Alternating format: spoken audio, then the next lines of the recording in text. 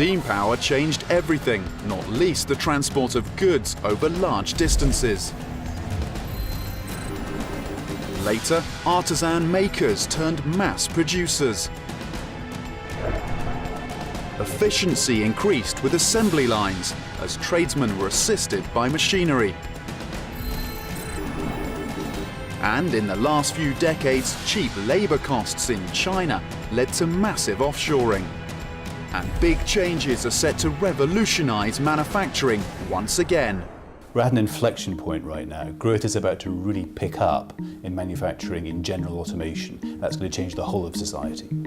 I think there are a couple of really important thrusts in manufacturing right now. One is more intelligent automation, and the other is additive processes like 3D printing. 3D printing lets you build all sorts of structures you couldn't build before. 3D printing opens up the niche design businesses to all sorts of new ways of developing products, and it democratizes design as well. It's basically immensely disruptive because what it does is it massively lowers the barriers to entry. I think a lot more products will get to market by a wider range of designers than otherwise would be the case, purely because of the upfront costs of other types of manufacture are so huge compared to 3D printing.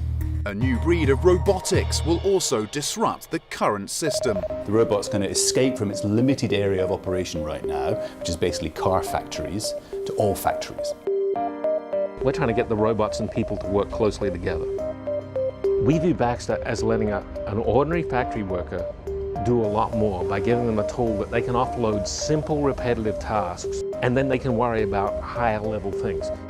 In the same way, the PC didn't get rid of office workers, but it let office workers do much more complex tasks by giving them a tool.